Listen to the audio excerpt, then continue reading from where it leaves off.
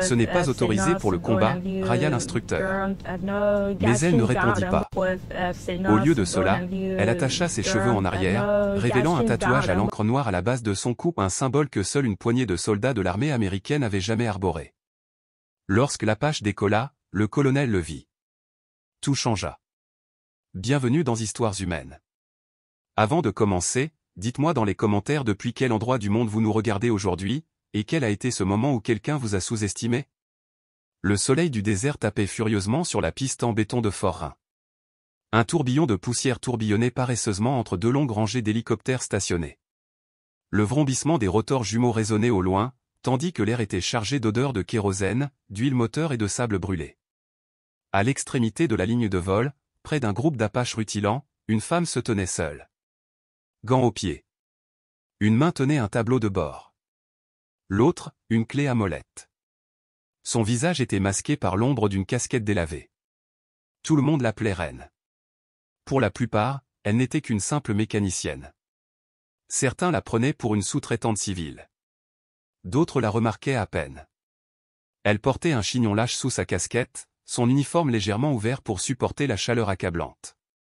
Elle se déplaçait entre les hangars et les ateliers tel un fantôme, silencieuse, concentrée, invisible.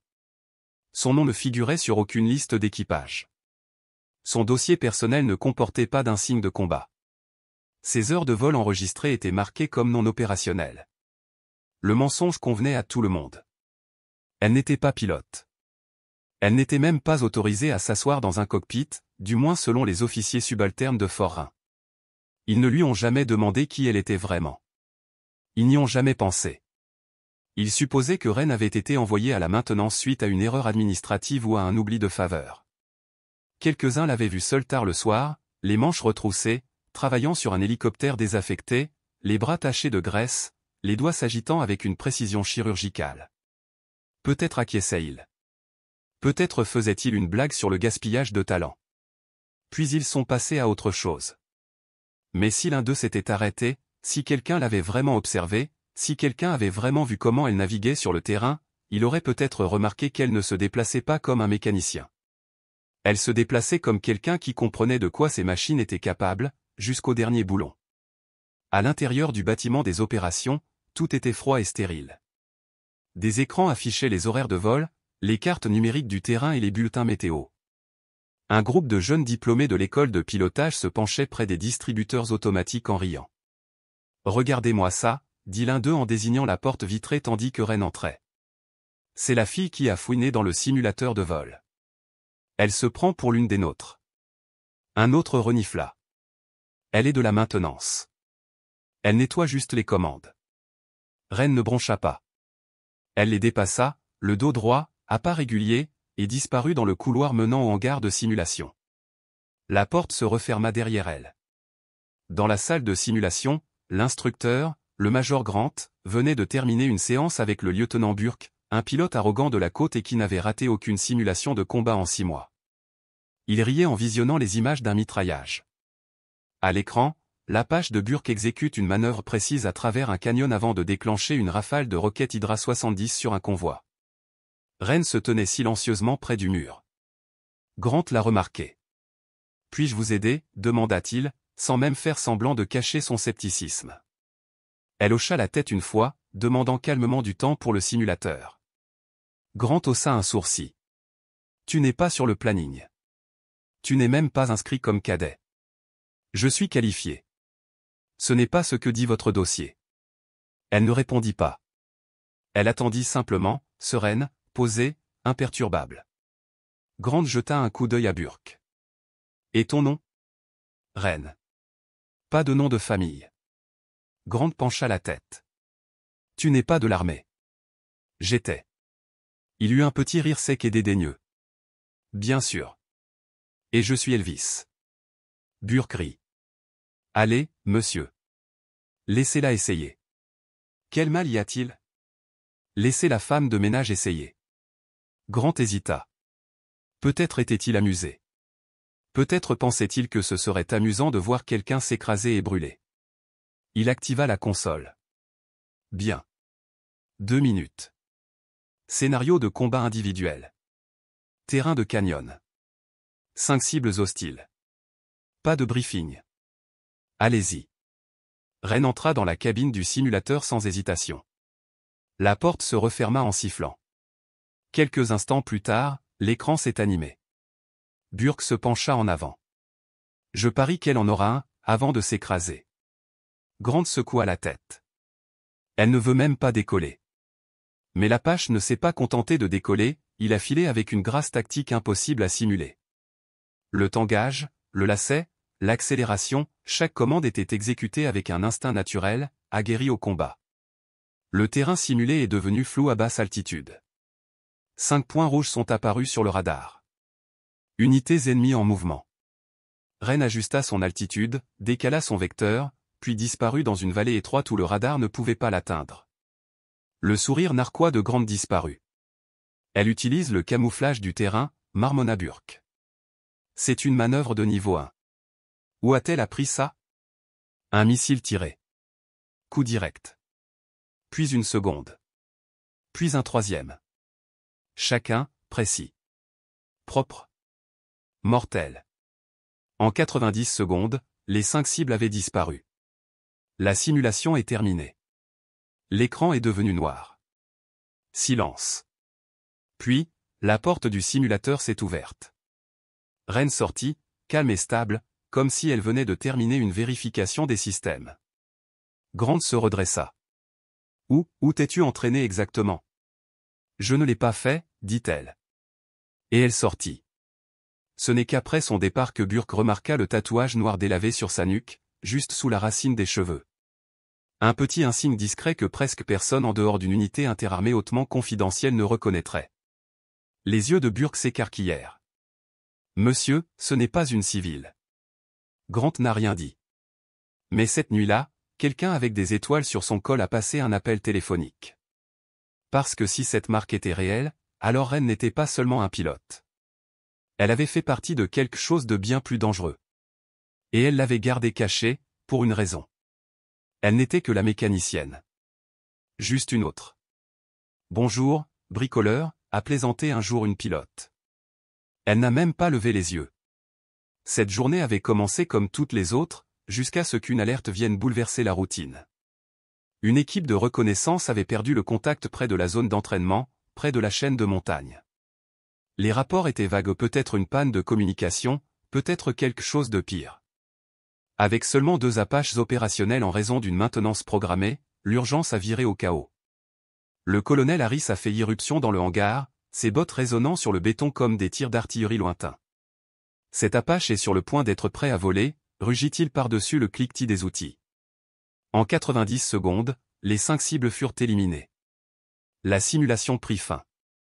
L'écran devint noir. Pendant un instant, le silence régna dans la pièce. Puis la porte du simulateur s'ouvrit. Ren sortit, le visage calme, comme s'il venait de terminer une liste de contrôle avant le vol. Grand-mère se redressa. Où t'es-tu entraîné exactement? Je ne me suis pas entraîné, répondit Ren, puis il les dépassa pour se diriger vers la sortie. Ce n'est qu'après son départ que Burke remarqua la marque noire décolorée sur la nuque, juste en dessous des cheveux serrés. Un tatouage. Simple. Sobre. Un insigne que presque personne en dehors d'une unité interarmée secrète ne reconnaîtrait. Les yeux de Burke s'écarquillèrent. Monsieur, ce n'est pas une civile. Grant ne dit rien. Mais le soir même, il passa un appel. Quelqu'un avec des étoiles sur le col répondit. Car si cette marque était authentique, alors Ren n'était pas seulement un pilote. Il avait participé à quelque chose de bien plus dangereux, et il l'avait gardé secret pour une bonne raison. Sous le soleil brûlant du Nouveau-Mexique, le bourdonnement des machines résonnait dans toute la base. Les touches claquaient. Les uniformes tachés de graisse frôlaient l'acier. Les techniciens évoluaient entre les pales des rotors et les fuselages. Parmi eux se trouvait le. Elle ne portait aucun insigne, parlait peu et personne ne savait comment elle avait atterri dans le hangar à hélicoptère. La plupart pensaient qu'il s'agissait d'une sous-traitante civile. Peut-être une transfuge douée pour les moteurs. Le ne s'est jamais démenti. Son uniforme était celui standard des techniciens sous contrat. Une combinaison bleu marine, juste assez ouverte pour résister à la chaleur. En dessous, Un t-shirt blanc laissait apparaître une fine cicatrice qui lui traversait la clavicule. Ses cheveux étaient solidement attachés en arrière, même si quelques mèches blondes s'échappaient toujours du bord de sa casquette. Ses yeux verts, perçants comme des traînées de condensation, suivaient chaque boulon qu'elle serrait, chaque conduite hydraulique qu'elle rebranchait. Elle se déplaçait comme quelqu'un qui avait vécu toute sa vie parmi les avions. Efficace, précis, automatique. Mais pour les soldats qui passaient devant le hangar, elle n'était qu'une mécanicienne. Une autre. « Bonjour, bricoleur », a plaisanté un jour une pilote. Elle n'a même pas levé les yeux. Cette journée a commencé comme toutes les autres, jusqu'à l'alerte. Une équipe de reconnaissance s'était tue dans les montagnes. Les rapports étaient confus. Peut-être un problème de signal. Peut-être quelque chose de pire. Seuls 2 Apaches étaient prêts. Les autres étaient en maintenance. La panique s'installa. Le colonel Harris fit irruption dans le hangar. Ses bottes frappèrent le sol avec force. Quel Apache est le plus proche d'être prêt à voler, hurla-t-il par-dessus le vacarme. 2 copilotes nerveux se précipitèrent vers l'hélicoptère d'escorte, leur voix tremblant dans les communications. Vérification d'altitude. Mesure de couple. Phrase à moitié prononcée. Il a parlé une fois. Formation sur mes 6. 2 navires en échelon. Radio silencieuse, sauf si vous voyez des éclairs de bouche. Le nez incliné vers le bas, l'hélicoptère plongeait vers les plaines ensoleillées s'étendant jusqu'au contrefort des montagnes. L'Apache fonçait, son rotor incliné. Les moteurs grondaient, cette vibration basse et profonde, familière seulement à ceux qui considéraient leur machine comme une extension de leur propre corps. 10 secondes plus tard, il a dépassé le premier point de navigation.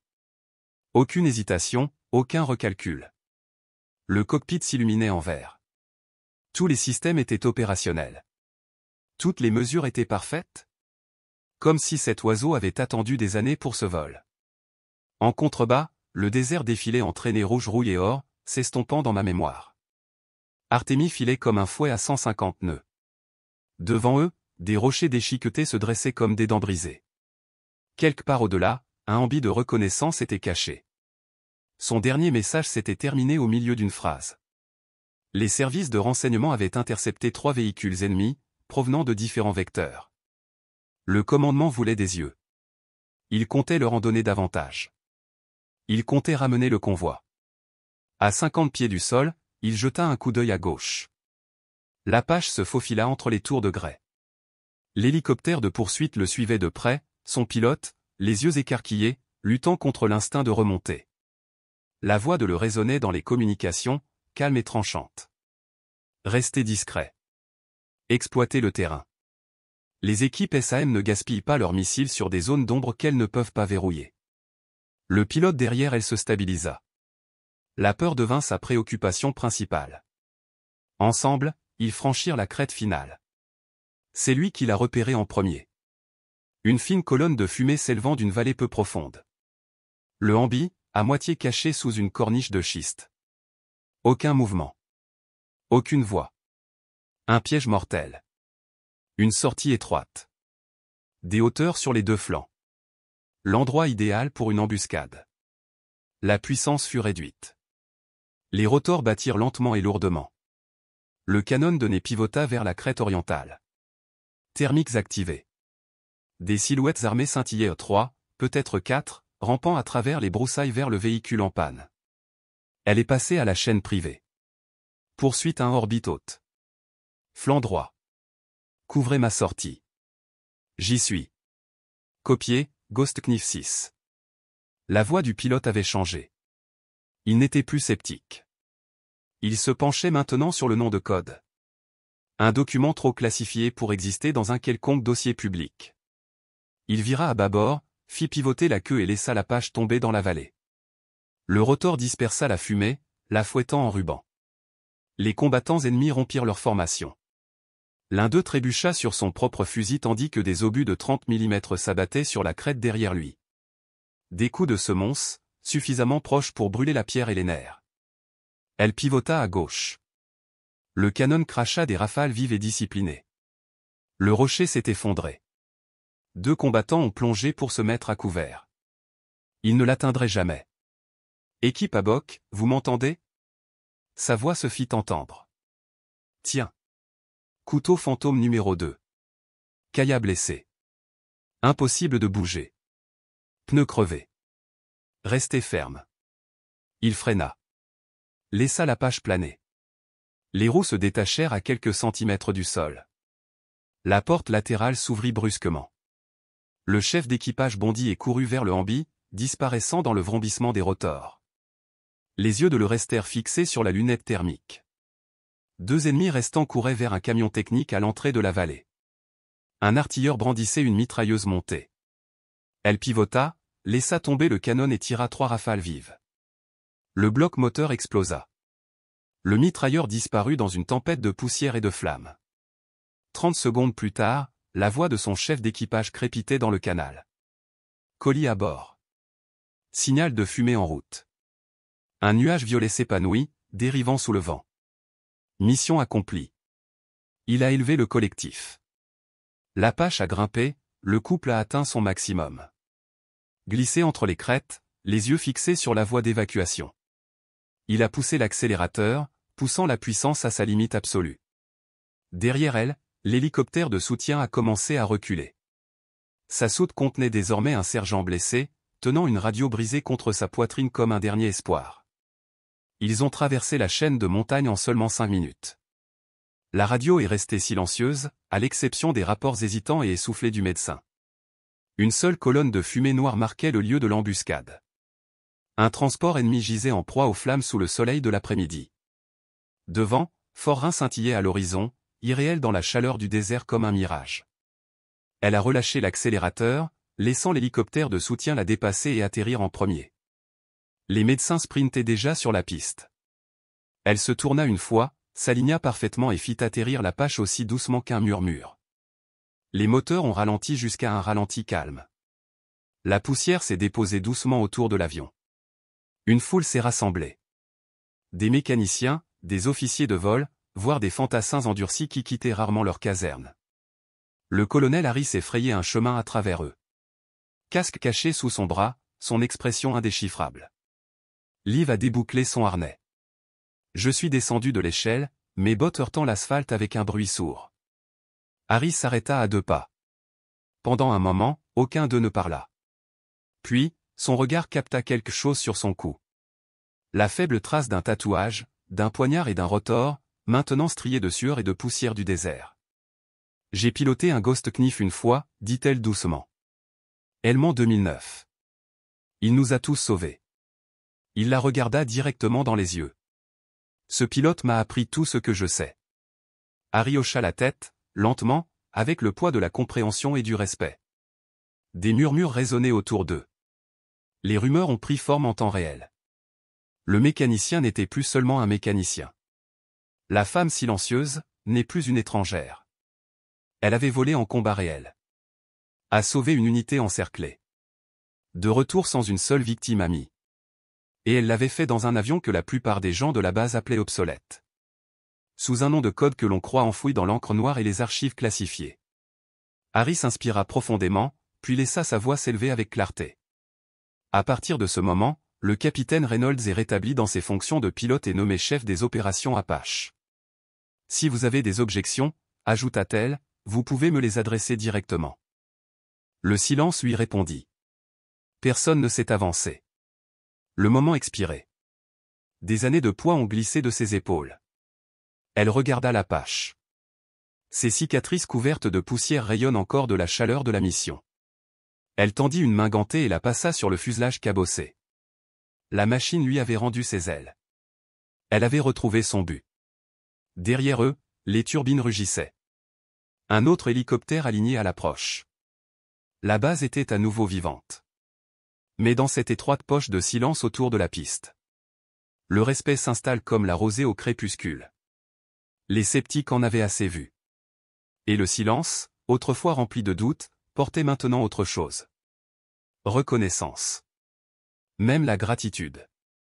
Elle marcha vers le hangar. Casque glissé sous son bras. Prêt pour le briefing. Prêt pour la prochaine mission. Elle ne souriait pas. Il n'y avait pas besoin.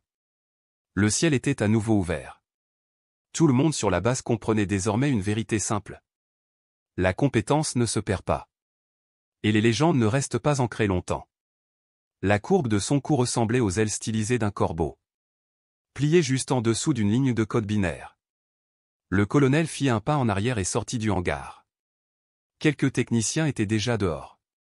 Les nouvelles circulaient plus vite que les commandes. Diaz a été le premier à parler. Monsieur, nous la recherchons. Son nom n'apparaît dans aucune base de données militaire publique. Bien sûr que non, murmura le colonel. Elle n'était pas censée exister. Il se tourna vers Liv. Pourquoi es-tu ici? Liv expira. Parce que quelqu'un doit garder ses oiseaux dans les airs. Et je pensais que je pouvais le faire tranquillement. Le colonel secoua la tête. Après ce que tu as fait à Kandahar, à Séoul, tu as tout simplement disparu. Je n'ai pas disparu, a-t-elle déclaré. J'ai été déconnecté. J'ai été effacé du journal. Un long silence suivit. Puis, le bruit lointain des rotors a traversé l'air. Urgent. Un Apache s'approchait rapidement. Un message de détresse arrivait à la radio. Demande d'autorisation d'atterrissage d'urgence. Tous les pilotes actifs étaient soit en simulation, soit inaptes au vol. Il n'y avait personne dans les airs. Le seul Apache encore intact. C'était celui qu'elle avait personnellement reconstruit. Elle regarda le colonel. Laisse-moi le piloter. Il a hésité. Vous n'êtes pas autorisé. Elle s'est avancée. Cet oiseau n'est pas autorisé non plus. Mais je suis le seul à savoir comment il respire.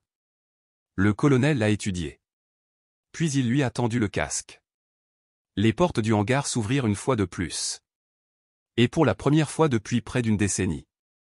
Le pilote du Canon 3 Phantom s'est dirigé vers l'Apache. Celui qu'elle avait reconstruit de mémoire. Toute la base regardait en silence. La chaleur du désert s'est intensifiée. Les moteurs de l'Apache ronronnaient doucement derrière elle. Ses rotors fendent l'air comme un battement de cœur qui refuse de mourir. Le capitaine Jensen se tenait figé près du hangar. Bouche ouverte. Radio en main. Oublié. Ce qu'elle venait de voir défiait tous les protocoles. Chaque règlement. Toutes les hypothèses sur le mécanicien silencieux nommé Eden Ball. Elle est descendue de l'avion. Pas avec arrogance. Mais avec un but. Comme si ce voyage n'était pas son premier. Comme si elle appartenait. Et autour d'elle, le monde a changé. Lieutenant Morris. Jenkins. Les mêmes techniciens qui s'étaient moqués de ses avertissements. Maintenant, il la regardait comme s'il ne l'avait jamais vue auparavant. Personne n'osait parler. Le silence était suspendu comme de l'électricité statique. Le train d'atterrissage de l'Apache a heurté le béton avec un bruit sourd final. Le système s'est arrêté. Et ça. C'était le signal. Le colonel Hardgrave a traversé la piste avec une précision mécanique. 2 policiers militaires suivaient derrière. Mais c'était clair. Il n'était pas là pour l'arrêter. Il s'est arrêté devant Eden. Pas par suspicion. Mais respecté. Il inclina légèrement la tête. Puis il a parlé. Tu aurais pu le laisser s'écraser. Tu aurais pu les laisser t'ignorer. Eden regarda au-delà de lui, vers la foule silencieuse. Je ne fais pas ça pour eux, dit-elle doucement. Je le fais pour ceux qui ont encore besoin de moi. Ce pilote serait mort là-bas. Je n'allais pas laisser cela se reproduire. Encore, demanda le colonel. Elle repoussa ses cheveux en arrière, exposant son cou sous le col de sa chemise tachée de graisse. Il était là, le tatouage inimitable des fantômes d'Anaconda. Un insigne d'une unité que l'on croyait dissoute depuis longtemps. Effacé. Enterré. Eden ne broncha pas lorsque le colonel le reconnut. Il cligna des yeux une fois. J'ai reculé, secoué. Tu as volé avec le 109e, murmura-t-il. Ils ont dit que toute l'unité était perdue. Elle répondit doucement. Ils étaient tous sauf moi. Quelque part derrière eux, une voix murmura. Fantôme d'Anaconda. Et tout a changé. L'air s'est déplacé au craquet comme une chambre pressurisée qui s'est soudainement ouverte. Des murmures résonnèrent le long de la ligne de vol. Étonnement. Excuse. Incrédulité. Le capitaine Jensen se tenait là comme un homme déchu de son grade sans procès. Son visage pâle. Fierté brisée. Est-ce vrai, a demandé quelqu'un. Vous avez éliminé un convoi à Kaboul, sans radar, sans escorte? Eden ne dit rien. Elle n'en avait pas besoin. Le colonel leva la main. Capitaine Jensen, dit-il calmement. À partir de ce moment, vous êtes relevé de vos fonctions. En attente d'examen. La base a réagi comme une marée qui se retire du rivage. Aucune protestation. Pas de mots. L'équipe au sol s'est dispersée. Eden se tourna vers le hangar. Mais Hargrave n'avait pas fini. Regardez-moi, cria-t-il. Elle s'est arrêtée. Il prit une inspiration. Nous avons besoin de vrais pilotes, a-t-il déclaré. Le genre de personne qui ne cède pas sous la pression. Tu te cachais sous une clé à molette. Elle rencontra son regard. Stable. Inébranlable. Je ne vole pas pour la gloire, colonel. Tu n'es pas obligé, répondit-il. Vole, tout simplement. Ils ont besoin de toi. Eden regarda à nouveau vers le hangar. Elle n'a pas parlé. Mais elle n'a pas dit non non plus.